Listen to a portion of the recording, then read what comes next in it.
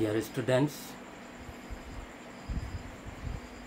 আজি মই class 10 general ম্যাথছৰ ত্ৰিকোণমিতি চেপ্টাৰটো আৰম্ভ কৰিবলৈ লৈছো।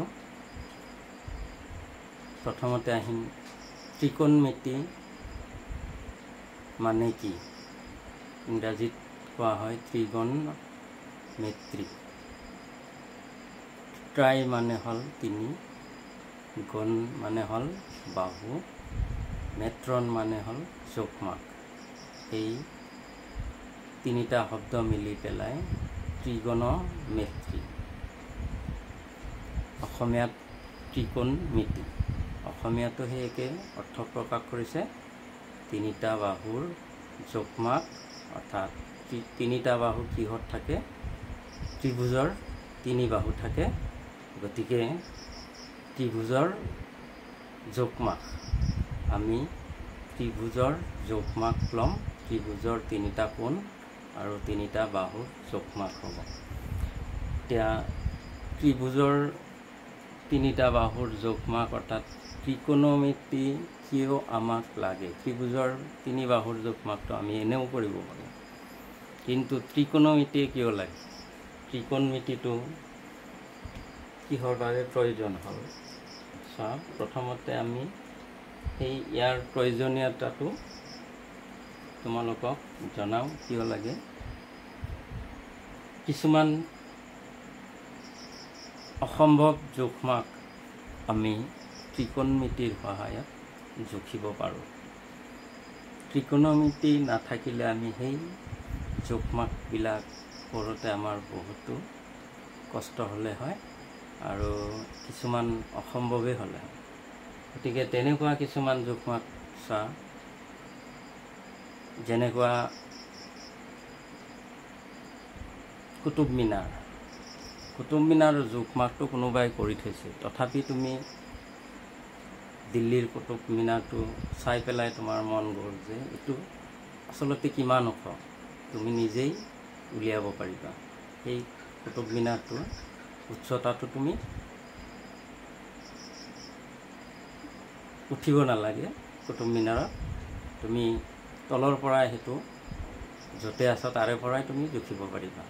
মাটিত থাকিয়ে সেই কুতুব মিনাৰটো জুখিব পাৰিবা। কেনেকৈ জুখিবা? ত্ৰিকোণমিতিৰ সহায়। এতিয়া ত্ৰিকোণমিতিয়ে তোমাক কেনেকৈ সহায় কৰিব চা। তুমি কুতুব মিনাৰটো বহুত ওখ, তুমি ঢুকি নোপোৱা বা উঠিও তুমি জুখিব নোৱাৰিবা। কুতুব মিনাৰৰ একেবাৰে ওপৰত উঠিও একুৰেট জোখটো নাপাবা। কিহেদি জুখিবা তুমি? তোমাৰতো কোনো সঁজুলি নাই বা জুখিবলৈ তোমাৰ ফিটাও নাই লগত, গতিকে সেই কামটো তোমাক ফিটা নালাগে, কোনো সৰঞ্জাম নালাগে। তুমি ফিটাটো তলৰ পৰাই মাৰিব পাৰিবা, যদি তলৰখিনি হয়তো জুখিব লাগিব, তেতিয়াহ'লে সেই কামটো তুমি তলত এটা জোখ ল'ব লাগিব, কিন্তু সেই জোখটো হ'লে হ'ব। এতিয়া চোৱা, কুতুব মিনাৰটো ইমান ওখ, এই ওখ বস্তুটো আমি জুখিবলৈ হ'লে কুতুব মিনাৰটো মাটিৰ লগততো লম্বভাৱে আছে, গতিকে লম্বভাৱে থাকিলে ইয়াৰ উচ্চতাটো জুখিবলৈ ইয়াতে আমাৰ 90 ডিগ্ৰী কোণ কৰিছে। সদায় ত্ৰিকোণমিতিত সদায় আমি কি কৰিম? সমকোণী ত্ৰিভুজ সৃষ্টি কৰি ল'ম। ইয়াতে কোনো ত্ৰিভুজ নাই, কুতুব মিনাৰটো অকলে থিয় হৈ আছে, গতিকে ইয়াত ক'ত ত্ৰিভুজ আছে? কিন্তু আমি সদায় এটা ত্ৰিভুজ বনাই লৈ তাৰে পিছত জোখমাক কৰিম। সেইকাৰণে কৈছে ত্ৰিকোণমিতি অৰ্থাৎ ত্ৰিভুজৰ জোখমাক। কোনো বস্তুৰ জোখমাক কৰিবলৈ হ'লে সদায় আমি এটা সমকোণী ত্ৰিভুজ বনাই লওঁ। এতিয়া সমকোণী ত্ৰিভুজটো আমি কল্পনাহে কৰিম। এতিয়া ইয়াৰে অতিভুজটোতো তুমি টানিব নোৱাৰা।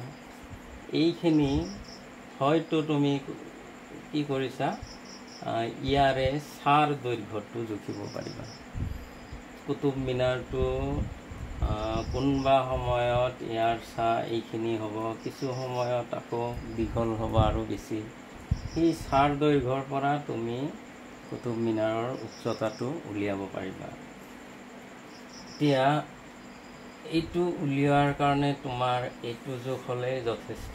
কিন্তু সমকোণী ত্ৰিভুজত আমি প্ৰতিটো বাহুৰে জোখ উলিয়াব পাৰিম যদিহে দুটা বাহুৰ জোখ থাকে। তোমালোকে হয়তো ভাবিব পাৰা এইটো দেখোন সমকোণী ত্ৰিভুজ বনাই লৈ এনেই জুখিব পাৰিম, কিন্তু সেইটো আমাৰ এই অতিভুজটোতো নাই। গতিকে অতিভুজটো কেনেকৈ বনাব? ইয়াৰ কাৰণে কৰিব লাগিব কি, তুমি এইটো সময়ত ইয়াতে পৰিছে, গতিকে আকৌ তোমাক লাগিব কোণ, লাগিব এটা কোণ হ'লেহে এই জোখটো উলিয়াব পাৰিবা। কোণটো আকৌ কেনেকৈ উলিয়াবা? তুমি ইমান ডাঙৰটো এইটো মূৰৰ পৰা এইটো উলিয়াব নোৱাৰিবা, কিন্তু তুমি কি কৰিবা, এটা সৰু বস্তু ৰাখিলেও, সৰু কিবা এটা লাখুটি ল'লেও সেইটোৰ ছাও কিন্তু ইয়াতে পৰিব, সেইখিনি সময়ত এইখিনিতে পৰিব। গতিকে সেইটোৰ পৰা তুমি কি উলিয়াব পাৰিবা, এই দুটা বাহুৰ পৰা এই দুটাৰ জোখ ল'ব পাৰিবা। গতিকে সেই দুটাৰ জোখ লৈ এইটো কোণ ত্ৰিকোণমিতিৰ সহায়তে উলিয়াব পাৰিম। গতিকে এই কোণটো উলিয়াব পাৰিলে তেতিয়াহ'লে আমাৰ এইখিনি সময়ত এই কুতুব মিনাৰৰ ছাটোৱে কিমান ডিগ্ৰী, অৰ্থাৎ সূৰ্যই কিমান ডিগ্ৰী উঠন কোণত আছে, সূৰ্যৰ উঠন কোণটো হিচাপ কৰি পেলাই আমি এই কুতুব মিনাৰটোৰ উচ্চতা উলিয়াব পাৰিম। আৰু এইটো জোখ লাগিব, এটা বাহুৰ জোখ হ'লেই হৈ যায়। গতিকে এটা বাহুৰ জোখ আৰু এটা সূক্ষ্ম কোণ, এটা সূক্ষ্ম কোণ হ'লে এই কুতুব মিনাৰৰ উচ্চতা উলিয়াব পাৰিবা। এনেকুৱা ক্ষেত্ৰত আমি পিছলৈকে আলোচনা কৰিম কেনেকৈ উলিওৱা হয়, সেইখিনি অকলেই বুজি পাবা। এতিয়া উঠন কোণ কি সেইবিলাকো পাবা। এতিয়া আমি জাষ্ট কৈছোঁ যে এই বস্তুটোৰ অসম্ভৱ বস্তু এটাৰ উচ্চতা উলিয়াব পাৰিম। আকৌ কেতিয়াবা কোনো এটা বস্তুৱে কিমান ডিগ্ৰী কোণত হালি আছে, আমি কোণমান যন্ত্ৰৰ সহায়ত সেইটো জুখিবলৈ নাযাওঁ, কাৰণ সেইটো কোণমান যন্ত্ৰৰে জুখিব পৰা বস্তু নহয়। যেনেকুৱা তোমাৰ মন গ'ল যে ৰাস্তা এটা ওপৰ ফালে উঠি গৈছে, শ্লপিংটো তুমি হিচাপ কৰিবলৈ যে কিমান ডিগ্ৰী কোণত আছে, সেই কোণটো জুখিবলৈ তোমাৰ মন গ'ল, তুমি সেই কোণটো জুখিব পাৰিবা। কেনেকৈ জুখিব পাৰিবা? ৰাস্তাটো তোমাৰ এনেকৈ আছে, শ্লপিংটো এনেকৈ আছে। এতিয়া তুমি কি কৰিবা, এইটো মাটিৰ লগত কিমান ডিগ্ৰী কোণ কৰি আছে সেই কোণটো উলিয়াব লাগে। তেতিয়াহ'লে তুমি কি কৰিবা, এই কোণটোতো আমি কোণমান যন্ত্ৰৰ সহায়ত জুখিব পৰা নাযাব। ইয়াতে তুমি কোণমান যন্ত্ৰ কেনেকৈ ধৰিবা? তোমাৰ তাতে কোণমান যন্ত্ৰ নাইও।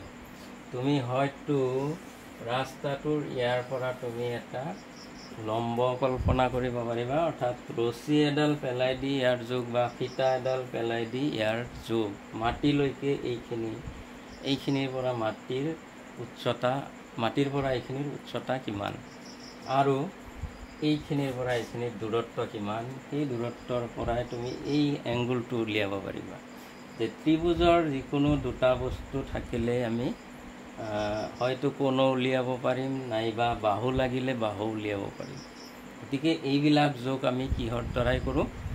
ত্ৰিকোণমিতিৰ সহায়ত কৰোঁ। সেইকাৰণে আমাক ত্ৰিকোণমিতি লগা হৈছে, দৰকাৰ হৈছে। গতিকে ত্ৰিকোণমিতিৰ প্ৰয়োজনীয়তাটো এইখিনিয়ে। এতিয়া আহিম ত্ৰিকোণমিতিক অনুপাতবোৰ কি। আমি কওঁ ত্ৰিকোণমিতিক অনুপাতটো কি বস্তু? এই অনুপাত হ'ল যেতিয়াই তুমি এটা কোণ জুখিবলৈ যাবা তেতিয়াই কিন্তু সদায় এটা সমকোণী ত্ৰিভুজ কল্পনা কৰি ল'বা। তোমাক কৈছিলোঁ যে ৰাস্তা মাটিৰ লগত কিমান ডিগ্ৰী কোণ কৰিছে।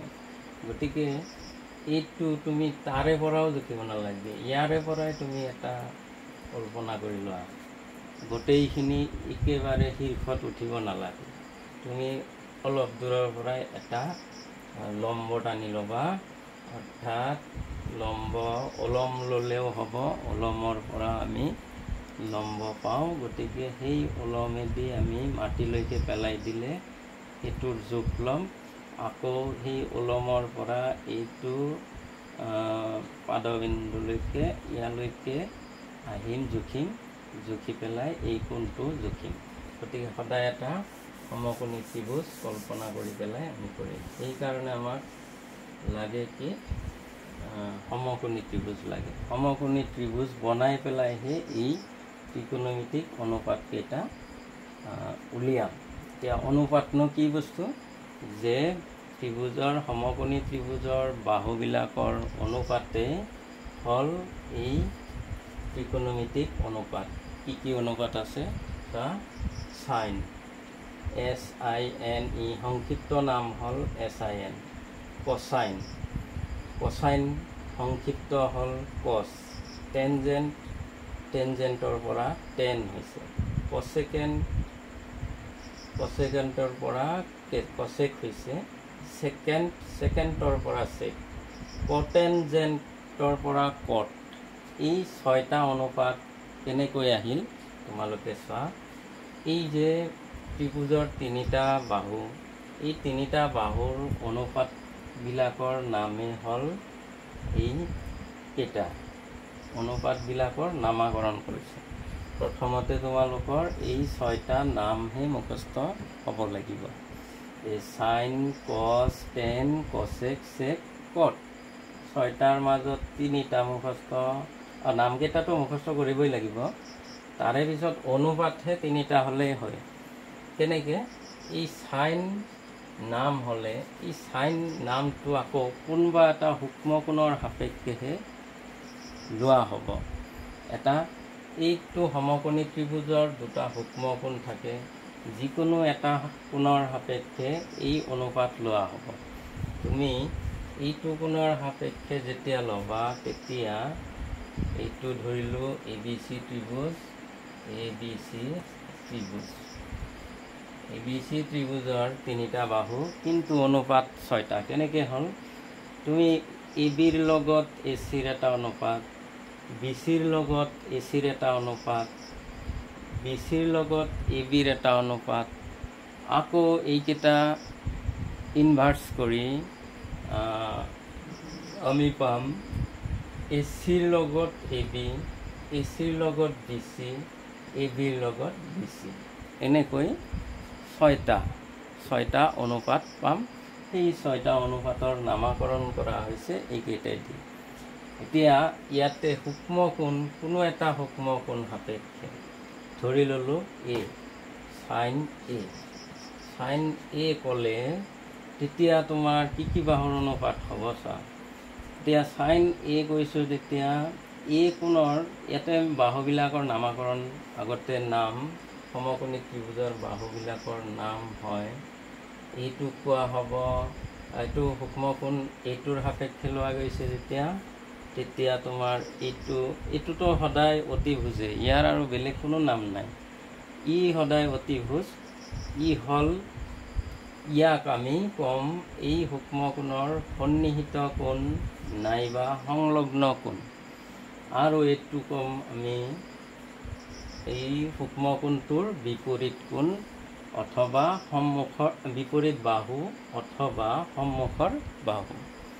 গতিকে তেনেকৈ নামাকৰণ কৰিলোঁ আমি।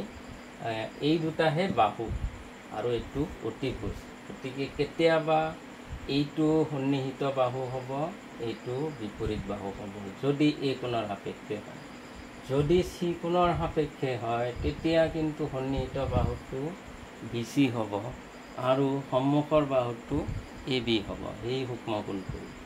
গতিকে আমি এতিয়া এই নামাকৰণবিলাক, অনুপাতবিলাকৰ নাম কি কি বাহুৰ অনুপাতেদি কৰা হৈছে চোৱা। যদি সাইন A কোৱা হয়, তেতিয়াহ'লে তুমি লিখিব লাগিব সাইন A মানে A এংগুল Aৰ সন্মুখৰ বাহু, মানে বিপৰীত বাহু হ'লেও হ'ব, বিপৰীত বাহু আৰু এৰ এইটো হ'ল অতিভুজ হ'ব, অতিভুজ নাইবা কৰ্ণ বুলিও ক'ব পাৰা, অতিভুজ। এইটো হ'ল কচ। কচৰ কথা ক'লে কচ ইকুৱেল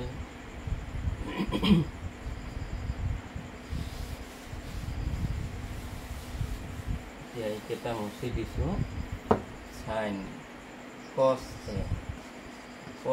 এ যদি কওঁ আমি তেতিয়া এংগুল এৰ সন্নিহিত বাহু বা সংলগ্ন বাহু সন্নিহিত বাহু বাই অতিভুজ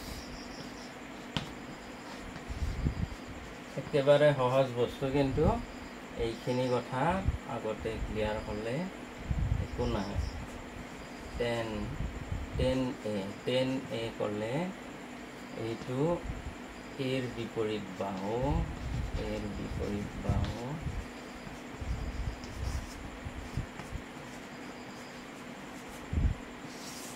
আৰু হল এৰ সন্নিহিত বাহু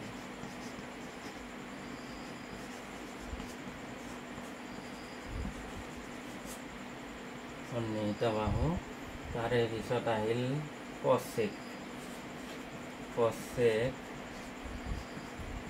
কচেক এ হল কি অতিভুজ ইয়াক ওলোটাই দিলে হ'ল সাইনৰ ওলোটা জানিবা সাইনৰ ওলোটা অতিভুজটো ওপৰত যাব অতিভুজ বাই এৰ এংগুল এৰ বিপৰীত বাহু বা সন্মুখৰ বাহু বিপৰীত বাহু তাৰে পিছত চেক এ হলে এই কচৰ ওলোটা লিখিলে হ'ল অতিভুজ ওপৰত অতিভুজ বাই এংগুল এৰ সন্নিহিত বাহু বা সংলগ্ন বাহু সন্নিহিত বাহু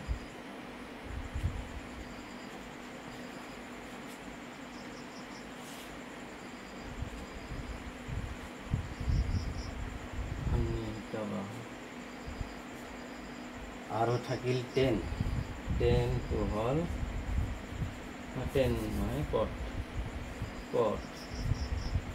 এ হ'ব এংগুল এৰ বিপৰীত বাহু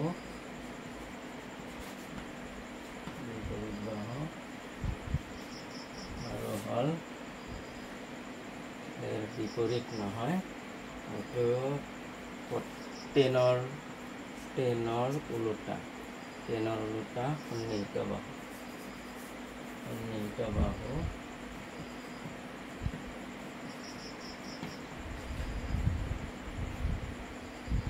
আৰু হ'ল এংগুল এৰ বিপৰীত বাহু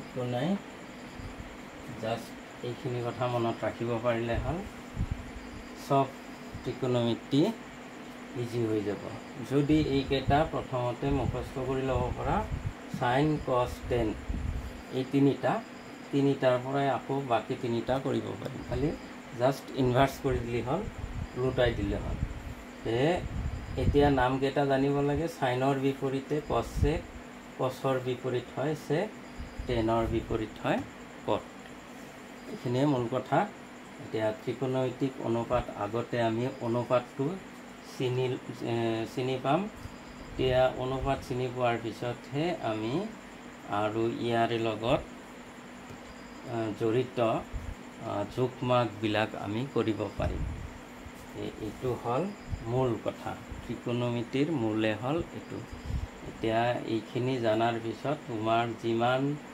যোগমাক আছে যিমান অসম্ভৱ যোগমাক আছে সেইবিলাক সব সম্ভৱ হৈ যাব প্ৰথমতে এইখিনি মুখস্থ কৰা এতিয়া আহা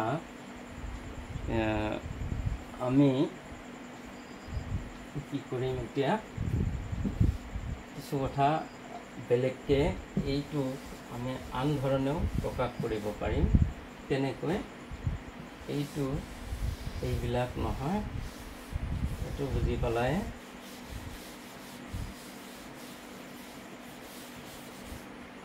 আমি যদি কওঁ এই কোণৰ সাপেক্ষে লৈছোঁ যদি চি কোণৰ সাপেক্ষে লওঁ তেতিয়াহ'লে এইবিলাকক আমি নামাকৰণ কৰিম এনেকৈ পি বি এইচ। এতিয়া পি বি এইচ কেতিয়া হয় চোৱা, পি মানে হ'ল পাৰপেণ্ডিকুলাৰ, বি মানে হ'ল বেছ, এইচ মানে হ'ল অতিভুজ হাইপটেনিউছ। গতিকে এই তিনিটা নামাকৰণ কৰিলোঁ। এতিয়া বি টু পি আৰু বি টু চেঞ্জ হৈ থাকিব, কিন্তু যে যদি তুমি সূক্ষ্মকোণটো এ লোৱা তেতিয়াহ'লে এৰ সন্নিহিত বাহুটোকে বি বুলি কোৱা হ'ব, আৰু যদি চি লোৱা, চি কোণৰ সাপেক্ষে কোৱা, তেতিয়াহ'লে কিন্তু বি টু ইয়াতে যাব, তেতিয়া পি টু ইয়াতে হ'ব। সদায় কি হয়, যিটো কোণৰ সাপেক্ষে লোৱা হয় সেইটোৰ সংলগ্ন বাহুটোৱে হয় কি, সন্নিহিত বাহুটোৱে হয় ভূমি, বাকীটো লম্ব। আনটোতো আমি সদায় জানো যে এইটো সদায় অতিভুজ, কাৰণ 90 ডিগ্ৰীৰ বিপৰীতে থকা বাহুটোক সদায় অতিভুজ বুলি কোৱা হয় সমকোণী ত্ৰিভুজৰ। গতিকে আমি সেইকেইটাৰ দ্বাৰাই প্ৰকাশ কৰিব পাৰিম। এই চাইনক আমি লিখিম, চাইন যদি এ কওঁ, চিও ক'ব পাৰিম, ধৰি লোৱা চি এ ক'ম। চি নিয়মমতে কি আছিল, চাইনৰ সন্নিহিত, চাইন হ'ল চি কোণৰ বিপৰীত বাহু। বিপৰীত বাহু হ'লে সেইটো কৈছোঁ যে এইটো লম্ব হয় পি। এতিয়া আমি ইয়াৰ দ্বাৰাই ক'ব পাৰিম পি বাই এইচ। তাৰে পিছত কছ চি হ'লে তোমাৰ B by H. Ten C হ'লে চি কোণৰ সাপেক্ষে টেন হ'লে পি বাই বি হ'ব, আৰু কছেক চি হ'লে তেতিয়া হ'ব কছেকৰ চাইনৰ ওলোটাটো চাইন চি এইচ বাই পি লিখিবা, এইচ বাই পি। সেইটো নাচালেও হ'ব, চাইন লেখা হৈ গৈছে, চাইন কছ টেন লেখা হৈ গৈছে, সেইকেইটাৰ পৰাই তুমি বাকী তিনিটা বনাবা। জাষ্ট খালি জানিব লাগে চাইনৰ বিপৰীত কছেক, কছৰ বিপৰীত চেক। গতিকে চেকটো লিখিম আমি H by B, check C লিখিম এইচ বাই বি। তাৰে পিছত কট চি হ'লে বি বাই পি হ'ব, বি বাই পি ওলোটাটো। এতিয়া যদি কোৱা যে আমি এই বাহুবিলাকেদি কওঁ, চিৰ বিপৰীতে কি বাহু আছে, চি কোণৰ বিপৰীত বাহু হ'ল এ বি। অৰ্থাৎ সেইটোৰ দ্বাৰাও ক'ব পাৰিম যে সন্মুখৰ বাহু, আকৌ এইটোৰ দ্বাৰাও ক'ব পাৰিম A B by A C.